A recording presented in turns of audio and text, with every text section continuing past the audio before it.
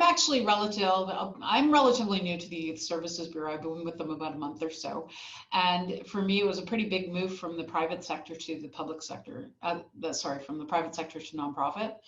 And it's been really exciting. There's so many programs out there for employers that I didn't know about, that I've been learning about, and now I get to share them with you. But not just, to take this from the angle of, yes, I know none of you are immediately hiring, don't have employees right now. You talk to other people who are hiring, but on that same note, right now is a really tough time for job seekers. If you know somebody who's out of work and is having trouble finding another job, we have a ton of different programs that they might be eligible for that we could help them with. So, if you have a spouse or a youth or, anybody in your family or friend circle who is searching for work and struggling, please take my name down and reach out to me, because I can connect them. And with any luck, they'd be eligible for some of our programs. So that being said, I'm going to share my screen with you and just go through. Employment Ontario covers an awful lot, and YSB covers an awful lot. So and this could be very dry material. So I'm going to move through. I'm not going to try to not bore you to tears, and I'm going to try to move through it fairly quickly. If you want to type any questions into the chat box, I can answer them at the end. And hopefully, you guys will find something here of interest for you that maybe we can help you out in some way, shape, or form. So I'm just going to share here. We all good there? Everybody can see my screen? Okay, great. So basically, YSB ITO 2.0, we are a service provider of Employment Ontario. And so here in Ottawa, there's actually 9 different service providers for Employment Ontario services. So this is a provincially run program. So the City of Ottawa, CERC, St. Lawrence College, the Y, all of these different organizations are all Employment Ontario service providers. So YSB is just one of these 9. The YSB has 2 different locations. We have a location on Moody Drive in Bell's Corners, and we have a location on Bank Street near Billings Bridge. So there are 11 locations. We are 2 of them. 9 service providers. All of them provide the same, we're all mandated to provide the same services. So essentially, the YSB though is a little bit different, because not only do we do Employment Ontario services, as Bernie said, there's a lot more to us. So there's a young men's shelter and a young women's emergency shelter downtown that is the Youth Services Bureau. So we run those shelters. We have transitional housing for young men and women, long-term housing for youth who have barriers to, who are homeless or whatever. We have all kinds of programs around that. We run health clinics, including mental health counseling and mental health clinics. We have an emergency crisis line for youth. Also the Youth Justice Service. So I didn't even know this existed before I started with YSB. Basically, youth who are in trouble. We have 16 secured beds in a secure facility. So instead of those youth going to jail, typical jail, we actually have a justice service system where they go into our system, where they're put into rehabilitation programs, and we help them to with their legal requirements and give them legal support, as well as providing them somewhere that isn't just being shoved into the typical jail system. And youth engagement programs, all kinds of different youth engagement programs for all kinds of different, we have ethnic support groups, we also have LGBTQ support groups. There's a lot of different things we're doing around supporting the youth in our communities. Impact Tomorrow Today, that's the logo and the catchphrase for us. So we also have a foundation. So even if you're not an employer right now or whatever, and you just have a business and you're looking for maybe a pet charity, the Youth Services Bureau has a foundation. We raise money for all of those different services, mental health supports for youth, housing, all of the rest of those programs I just talked about. One of our big events is Stay Up Ottawa. Normally that's people camping out at Lansdowne Park. And it's usually held in end of November when it's getting kind of cold. It's to give the feeling of, we raise money basically and raise awareness for homeless youth. So we're doing this event virtually this year. So if you're interested in raising some money, you can, sign up, raise a little bit of money, get some of your friends and family maybe to donate, and camp out in your backyard and take pictures and share them with us, because we want to know about it. The Employment Ontario, okay, so as a nonprofit at no cost to Ontario. So Employment Ontario has a bunch of different programs, and our role as a nonprofit is to help employers to match them with the right employees from our talent pool. So first of all, we work with a bunch of clients who have come to us who are looking for work, and we give them training and assistance, and then at no cost to employers, we try to connect them with the right candidates.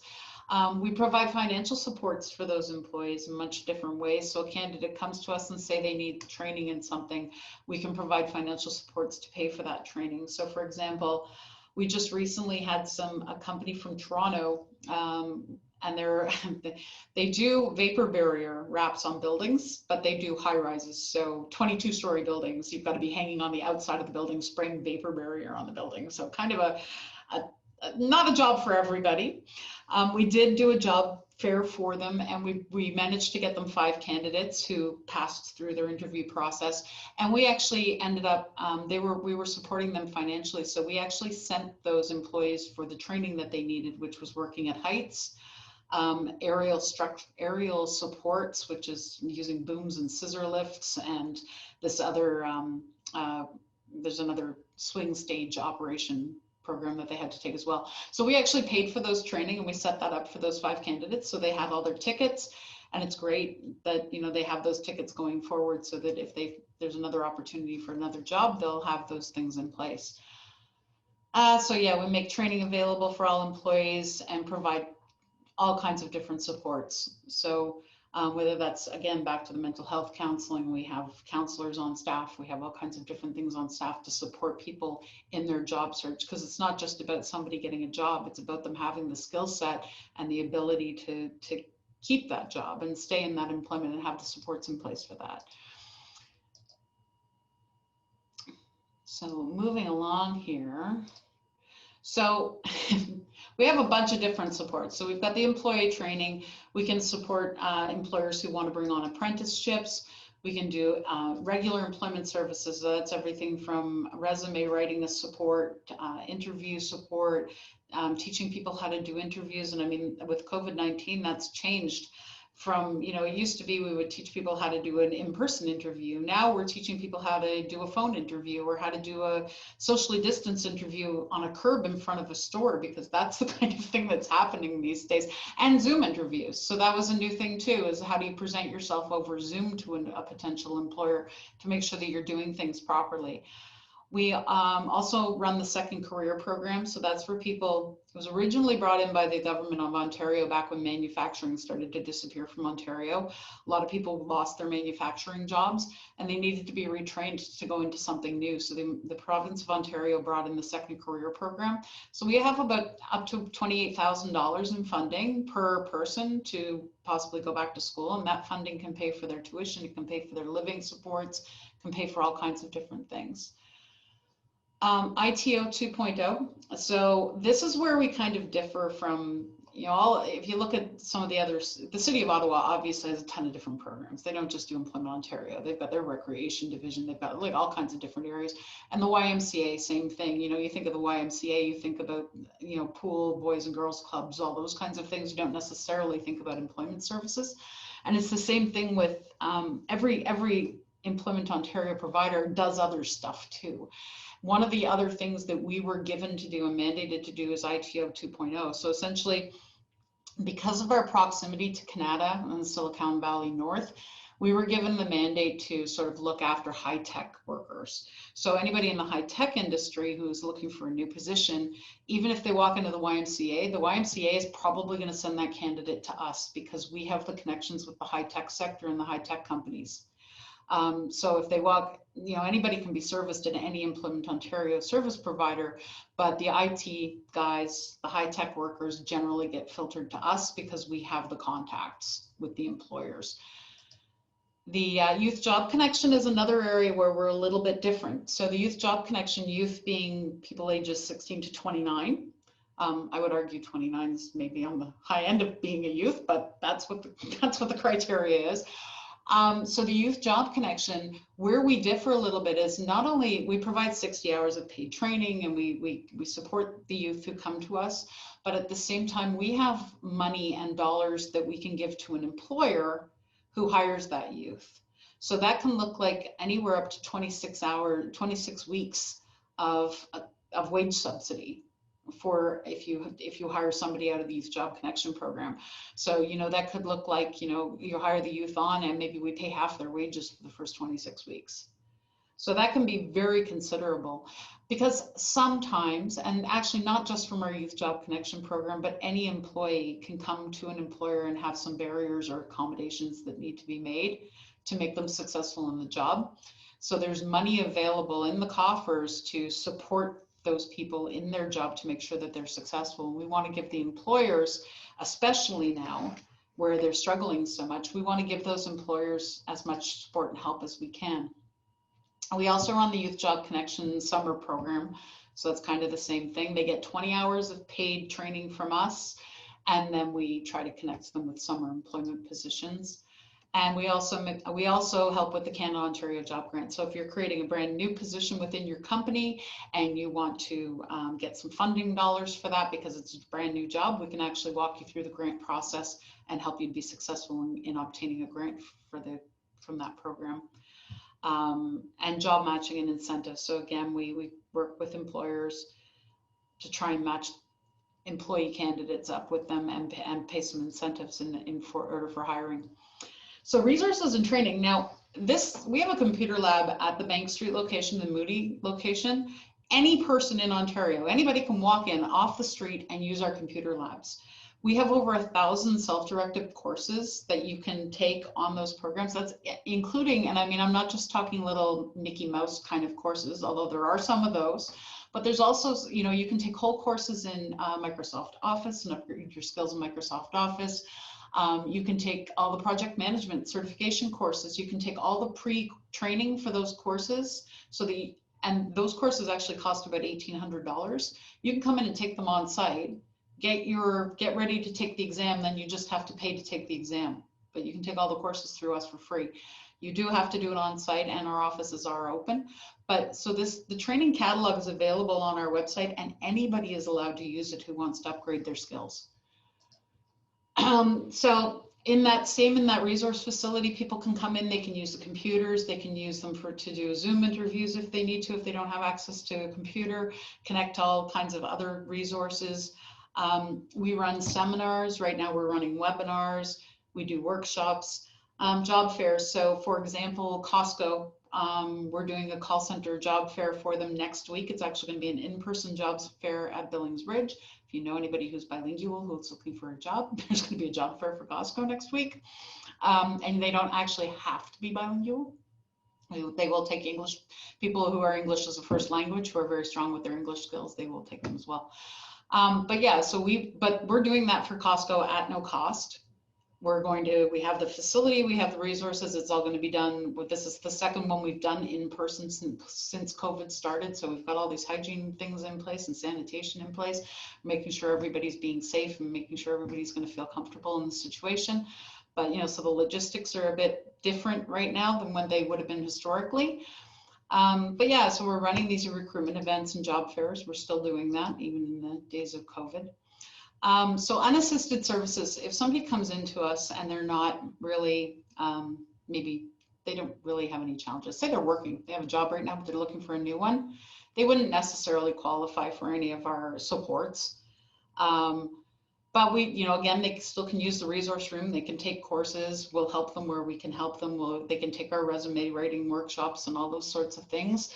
But, you know, they have access to all the resources, but they're not necessarily going to get all the supports that some other people might get. When they get into the assisted services for employment services, and now this is everybody, not just youth.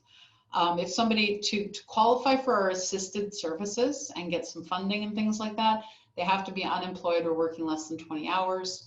Underemployed in that they've taken something at school and they're not working in their field of study. You know, I talked to somebody this morning who's got an economics degree and he's working as a server. That's underemployed. Not attending school on a full-time basis, Ontario resident and Canadian citizenship. Somebody who's eligible to work in Canada. So those are pretty loosey-goosey things, not too hard to meet those requirements. Again, I very briefly did talk about second career, but these are the kind of things you can get financial help for if you're going to go through the second career program. The ISBITO, as I said, is talking about the labor market and the specialized bridge. So, employees, anybody who's in the high tech sector should be working with us if they're looking for a job. I just connected a guy who's been looking for ages with a company and got him a position with a company in the United States. So that was a big win for me because it was the first person I kind of placed where I found the employer, found the job, connected them with somebody in our program, and they're getting a job. So it's terrific, and that's what this is all about. But again, we provide all of these things: outplacements, career transition, industry recruitment, and stuff for the high tech sector here in Canada. So the Youth Job Connection. We asked a few more questions for intake into the Youth Job Connection program. So there's a list of about 14 different barriers that a youth might face. That's not to say that somebody who's over 29 might not be facing the same barriers. It's just that for the Youth Connection, there's more money allocated for the youth and they have to fit into the criteria. So these are things like whether they have racial barriers to employment, or if they're homeless, or maybe they've never had a job, or they never graduated high school, maybe they have mental health issues. So all of these different kinds of things are things that would qualify them for the Youth Job Connection program. And again, they get 60 hours of paid employment training. So those are all those courses I talked about: resume writing, interview skills, all those things all count as pre-employment training. Say somebody comes to us and wants to work in the food industry, we might pay for their food handling certification or their Smart Serve certification so that they have those things on their resume, so that when we're sending them into jobs, they've got those certifications that they need. So we sit with them and help them with goal setting to figure out where they want to go, what they want to do, and how we can help them. The eligibilities and all of that. The Youth Summer Job Connection is essentially the same thing. They only get 20 hours, but again, we're trying to connect them. So, a lot of that, it seems kind of centered around what we do for the clients, but the important part of this is if you're an employer and you're hiring somebody, and somebody walks in off the street, you have no idea what barriers they face. You have no idea what their home life's like. You have no idea if they have mental health issues. You don't know, and it's not something you can ask. So when you're working with YSB, and we have had those conversations with our clients, we know who our clients are, we know what they need. And in a lot of cases, we've tried to put those supports in place. So, you can hire somebody off the street, which is great. I mean, anybody getting a job is a good thing. But if you're hiring through YSB, we can help you find somebody. And if you're working with us, you know that those people we've put those supports in place for them, and that they have mentorship and they have coaching while they're in their job search. And once they're employed, we stay in contact with them to make sure that they're successful in the position and that things are working well with the employer. So there's kind of a little bit of oversight to make sure that the relationship is working for everybody involved. We have those hiring incentives in place for training and for support. And we have funding options for larger hiring projects too. So those are like the Canada-Ontario job grants. There's not a lot of risks too, because it's not exclusive. When you say, okay, yeah, I'm going to advertise my job with YSB, I'm going to ask you guys to look for an employee for me. That doesn't mean the employer can't go out and try to advertise the job themselves and try to hire. There's no exclusivity to this. And actually it can work backwards. So if an employer hires somebody or has a candidate in mind, they can contact us and say, hey, does this candidate qualify for any of these programs? So the candidate doesn't have to come from our programs. The candidate can come off the street, but there still might be training dollars available. There still might be possibility of us supporting that person and being successful in the role. So we have those ongoing supports to make sure that there's long-term success in finding the right candidate. And all of these services are free. And free, I say, these are our tax dollars that are paying for these programs because that's what it is.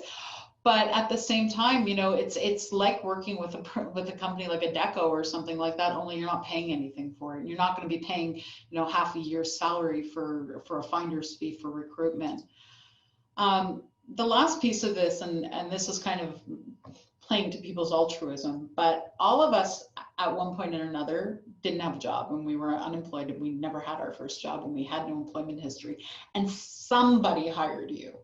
Somebody gave you that first shot and said, yes, okay, I'm going to trust you and I'm going to give you a paycheck every week or whatever it is so that you can have that first job. And that's kind of what we need from employers is we're looking for employers who are maybe willing to give a little bit extra time or a little bit of extra supervision. And we're not asking them to do it for free because there's money involved, but to take on somebody who maybe needs just that touch more extra support in their position and in the job that they're being hired for. You know, and providing perhaps a little bit of mentorship to an employee and making sure that they are successful in the job, even if it's only, you know, we will even do short-time jobs, you know, so if somebody wants to take on somebody for 12 weeks and it's their first job, it's something for them to put on their resume so that they can say, look, I have some work experience now, and then they can use that experience to move on to the next position. So, you know, that's really what we're looking for. So if I would ask that if any of you guys out there, either side, you know, if you have somebody you know who's searching for work and is struggling right now, please have them reach out to me because I can connect them with a career counselor. And at the same time, if you know of an employer who's looking to hire or is recently hired or is, you know, in that phase, I'd be happy to talk to them as well and see if they see if we can help them fill those roles. So that's it for me. Do you guys have any questions? I'm going to stop sharing my screen here. Well, I'll leave that for a second and then I'll take it down.